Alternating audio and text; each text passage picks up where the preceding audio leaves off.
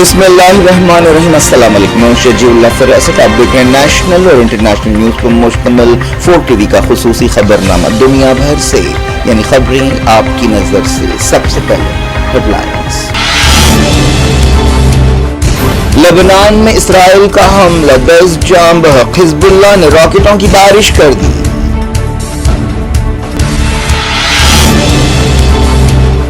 अड़तालीस घंटों में 69 फलस्तीनी जाम बहक, गाजा शहादतें 40,074 हो गईं।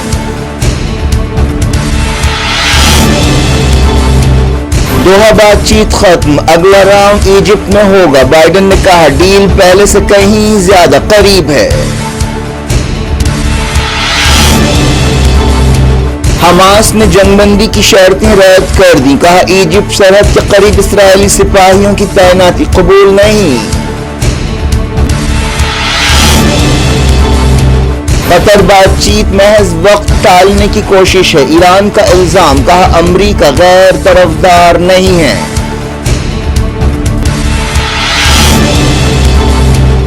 ग्लोबल साउथ को मिलकर चैलेंजेस से निपटना चाहिए, तीसरे समिट से मोदी का खिताब।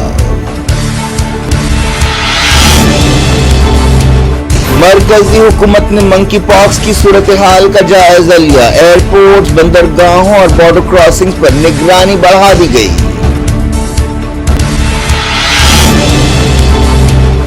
कोलकाता रेप एंड मर्डर पर मुल्क भर में डॉक्टर्स का एहतजाज, हेल्थ सर्विसेज ठप, मरकज ने की हड़ताल खत्म करने की अपील।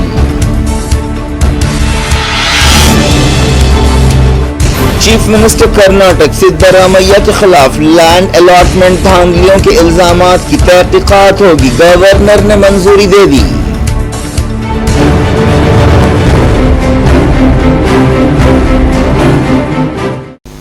हेडलाइंस आपने देखी, अब खबरों की तफसील की तरफ आपको लिए चलते हैं। सबसे पहले मिडल ईस्ट की बात करते हैं। हमास ने जंगबंदी के लिए नई शर्तें रद्द कर दी हैं। हालांकि अमरीकी सदर जो बाइडेन ने कहा कि सीज फायर और होस्टेजेस की रिहाई के लिए डील पहले से कहीं ज्यादा नजदीक है। इस समझौते के लिए दोहा में बातचीत हुई, हमास से इस बातचीत में हिस्सा नहीं ले रही है। अब बातचीत का अगला दौर काहिरा इजिप्ट में होगा। इसराइली वजीर आज़म बेंजामिन नेतन्याहू ने मुसालहतकारों से कहा कि वो हमास पर समझौता कबूल करने के लिए दबाव डालें। कतर में मुसलसल 2 दिन बातचीत हुई। बातचीत के बावजूद गाजा में इसराइल के हमलों में कोई कमी नहीं आई। अमेरिका के सदर बाइडेन ने अपने secretary of state Antony Blinken को मिडल ईस्ट रवाना किया है। इजिप्ट, कतर और अमेरिका के ओहदेदार डील को तय करने के लिए बातचीत कर रहे हैं। दोहा मीटिंग के बाद एक बयान जारी किया गया जिसमें मुसालहतकारों ने कहा कि उन्होंने दोनों फरीकों को ऐसी तजवीज पेश की है जो फासलों को कम कर सकती है और इसके नतीजे में जंग रुक सकती है और कैदियों का तबादला हो सकता है। हमास ने दोहा बातचीत में हिस्सा नहीं लिया और कहा कि नए समझौते के तहत बाज़ शर्तें पेश की गई हैं जो नाकाबिल कबूल है। ये बातचीत एक ऐसे वक्त हुई जब ईरान और उसके इत्तेहादियों की तरफ से इसराइल में हमलों के अंदेशे पाए जाते हैं। ईरान में हमास के लीडर इस्माइल हानिया और लेबनान में बाज़ हिजबुल्लाह कमांडर्स की हलाकत के बाद ईरान और हिजबुल्लाह ने बदला लेने की वार्निंग दी है। सुप्रीम लीडर सैयद अली खामनाई ने कहा है कि बदला लेना इस्लामी जमहूरिया ईरान का फर्ज है। बाइडेन ने कहा कि मिडल ईस्ट में किसी को ऐसे कदम नहीं उठाने चाहिए जिनसे सुलह की कोशिशें मुतासिर होती हैं। बाइडेन ने कहा कि मेरे ख्याल में अब 1-2 बातें रह गई हैं जिन्हें तय करना बाकी है। मालूम हुआ कि हमास ने गाजा सरहद पर इजिप्ट के करीब इसराइली सिपाहियों को रखने की शर्त पर एतराज किया है और होस्टेजेस को छोड़ने के बदले फलस्तीनी कैदियों की रिहाई से मुताल्लिक शर्तों को भी नाकाबिल कबूल करार दिया है। जॉर्डन ने भी जंगबंदी पर जोर दिया। जॉर्डन के वजीर खाजा एमन सफादी ने कहा कि हर एक को जो अमन का ख्वाहिशमंद है सीज फायर समझौते के लिए काम करना चाहिए। बरतानिया के वजीर खाजा डेविड लामी और French foreign minister Stephane Sejourne ने भी जुमे को सीज फायर समझौते के बारे में बातचीत की। इसराइली वजीर खाजा इसराइल काटज ने मुल्क का दौरा करने वाले फॉरेन मिनिस्टर से कहा कि वो उम्मीद करते हैं कि अगर ईरान हमला करेगा तो इसराइल को गैर मुल्की मदद हासिल होगी। फ्रेंच वजीर खारजा ने इसका जवाब देते हुए कहा कि सीज फायर की बातचीत के दौरान हमले का जवाब देने के बारे में बात करना मुनासिब नहीं है। अमेरिका के एक सीनियर ओहदेदार ने कहा कि अगर ईरान इसराइल पर हमला करेगा तो उसे नतीजे भुगतने पड़ेंगे और एक नया चक्कर शुरू होगा।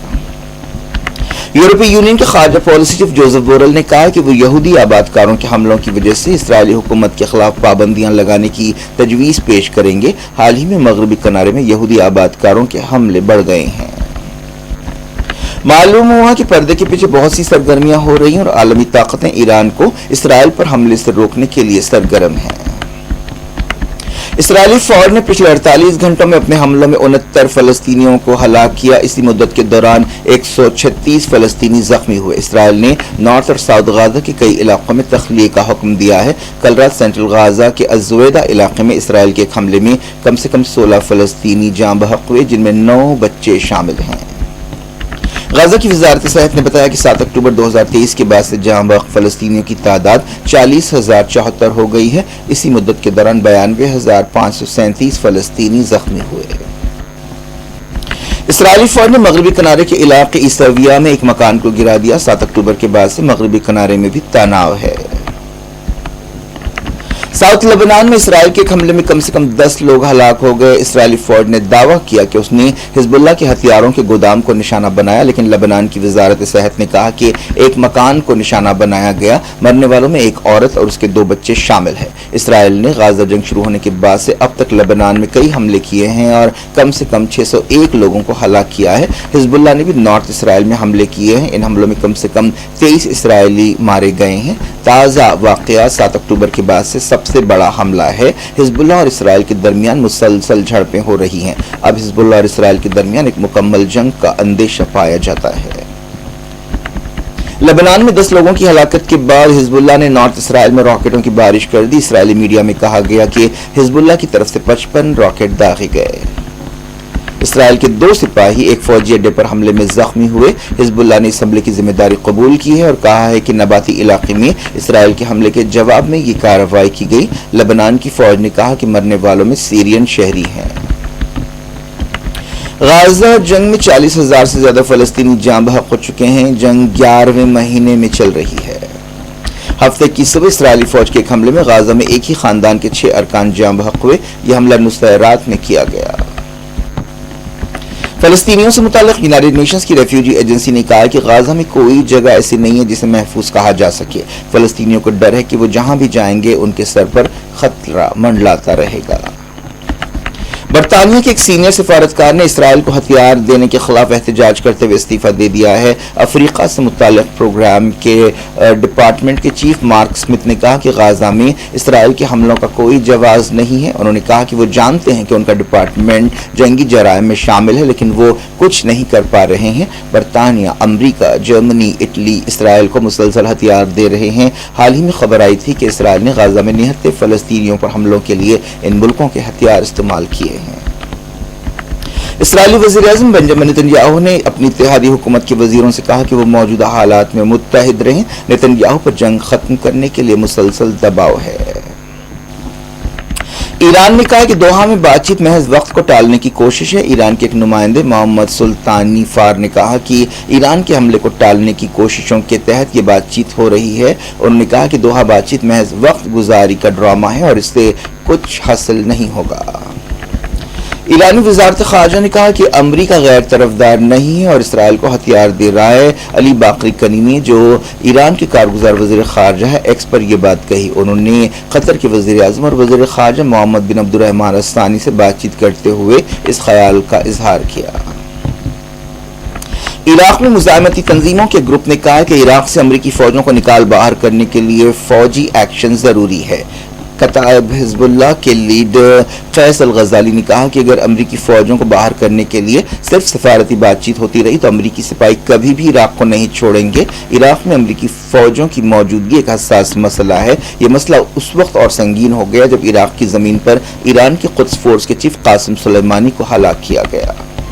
شروعات کرتے ہیں پڑوسی ملک پاکستان سے۔ پاکستان کے سابق وزیر اعظم عمران خان نے کہا ہے کہ فوجی اسٹیبلشمنٹ ملک کو تباہی کے راستے پر لے جا رہا ہے۔ انہوں نے سابق ISI چیف جنرل فیض حمید کی گرفتاری اور کورٹ مارشل کے پس منظر میں یہ بات کہی۔ عمران خان فی الحال راولپنڈی کی اڈیالہ جیل میں ہیں۔ انہوں نے جیل کے احاطے میں میڈیا کے نمائندوں سے غیر رسمی بات چیت کرتے ہوئے یہ بات کہی۔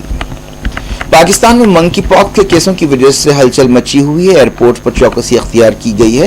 صحت عہدیداروں نے کہا کہ یہ وائرس سانس کے ذریعے تیزی سے پھیل سکتا ہے۔ منکی پاکس افریقہ سے شروع ہوا اور کئی ملکوں میں اس سلسلے میں چوکسی پائی جاتی ہے۔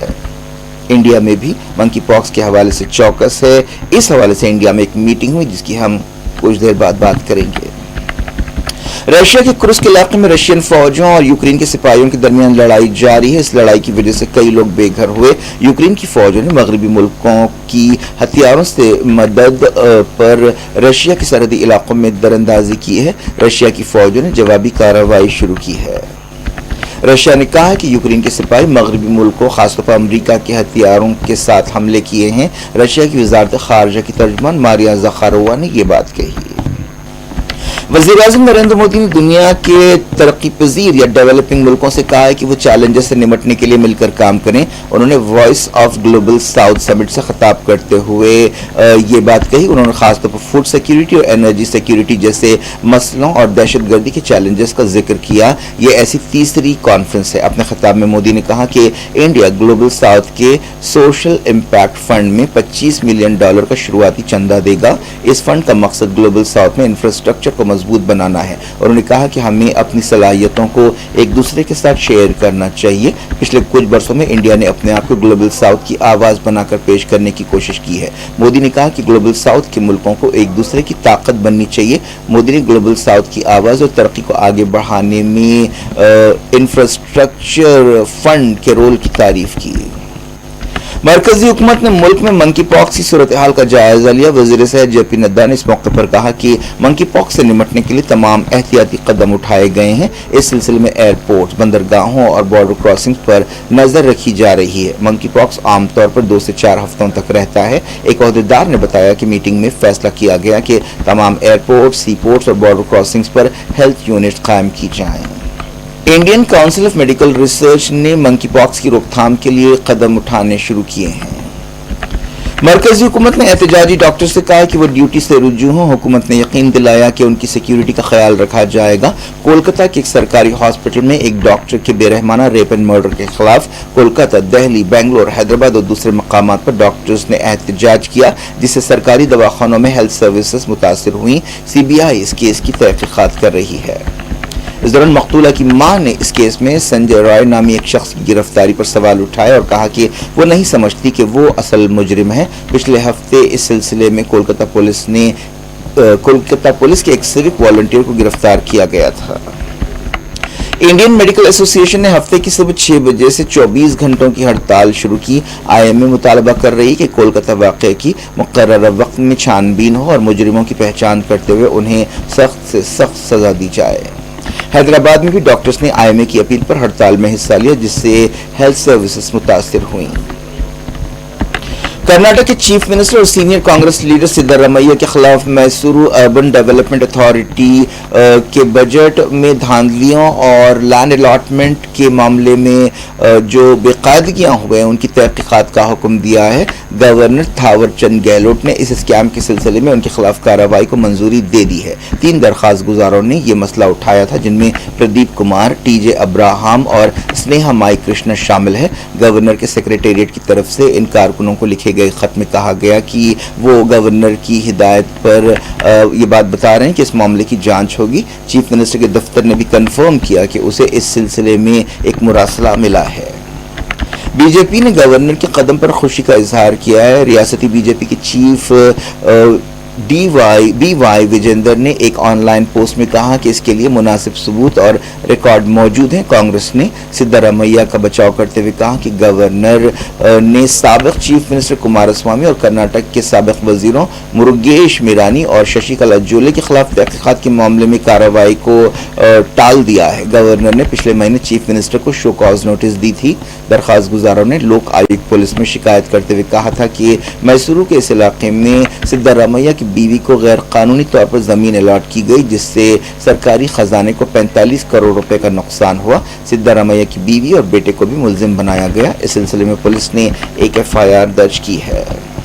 सिद्धरामैया ने दूसरी तरफ इल्जाम लगाया है कि उनकी बीवी को बीजेपी के दौर में जमीन अलॉट की गई थी। क्या कुछ हो रहा है आपकी दुनिया में, आखिर में हेडलाइंस दुनिया भर से एक बार फिर देखते हैं।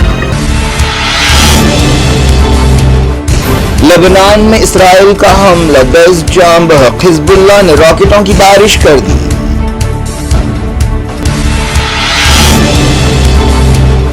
अड़तालीस घंटों में 69 फलस्तीनी जाम बहक, गाजा शहादतें 40,074 हो गईं।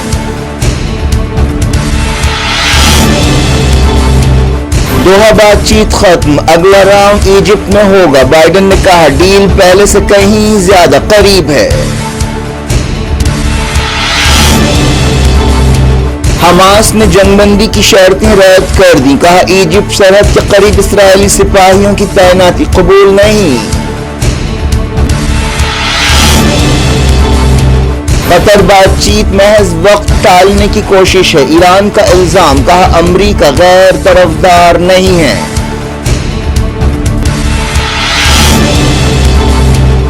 گلوبل ساؤتھ کو مل کر چیلنجز سے نمٹنا چاہیے، تیسرے سمٹ سے مودی کا خطاب۔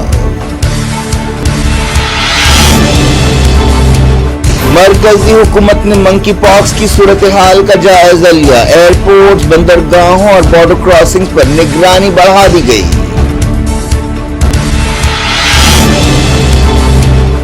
کولکتہ ریپ اینڈ مرڈر پر ملک بھر میں ڈاکٹرز کا احتجاج، ہیلتھ سروسز ٹھپ، مرکز نے کی ہڑتال ختم کرنے کی اپیل۔ چیف منسٹر کرناٹک سدھارامیا کے خلاف لینڈ الاٹمنٹ دھاندلیوں کے الزامات کی تحقیقات ہوگی، گورنر نے منظوری دے دی۔